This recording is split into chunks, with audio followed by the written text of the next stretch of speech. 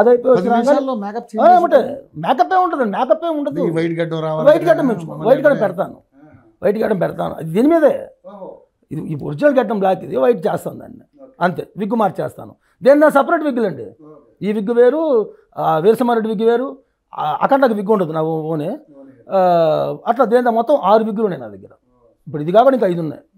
లెజెండ్కో separate wig. అట్లా వచ్చేసి వీరసింహారెడ్డి అయిపోయింది కదా, అఖండకు రెడీ. అఖండ మాత్రం 20 నిమిషాలు తీసుకుంటుంది హడావుడిగా రెడీ అయితే, లేదంటే అరగంట మినిమం బట్టి. ఎందుకంటే అది అఘోరా గెటప్, అది మనం న్యాచురల్గా చేసినట్టుగా ఏదో అఘోరా వేసుకొని వెళ్తే సెట్ అవ్వదు.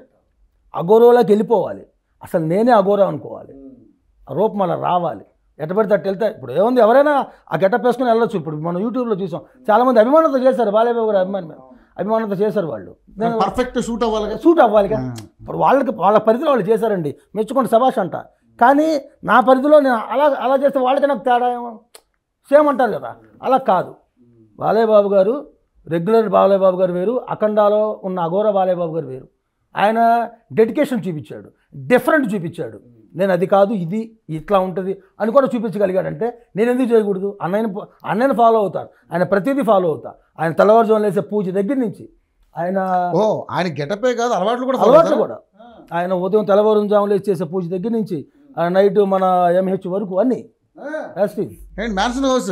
మనం కూడా అమ్మా అన్నీ.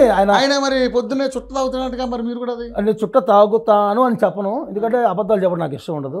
అదొక్కటే అలవాటు చేసుకోలేకపోయాను, కానీ చేసుకున్నాను. ఎట్లా? ఓన్లీ వీరసింహారెడ్డి వరకే ఆ గెటప్ వరకే చుట్ట కాలుస్తాను తప్ప నాకు విడిగా స్మోక్ అస్సలు అలవాట్లేదు. ఎందుకు చేసుకోలేదు అనొచ్చేమో, నాకెందుకో ఫస్ట్ నుంచి దాని మీద అంటే అలవాటు చేసుకుందాం ట్రై చేశాను, కానీ ఇంట్లో వాళ్ళు ఇబ్బంది పడకూడదు. ఎందుకంటే పొగ స్మెల్ బాగోదు, అందుకని నేను అది ఒకటి చేసుకోలేదు. కానీ మిగతా అన్నీ యాజ్ ఇట్ ఈజ్.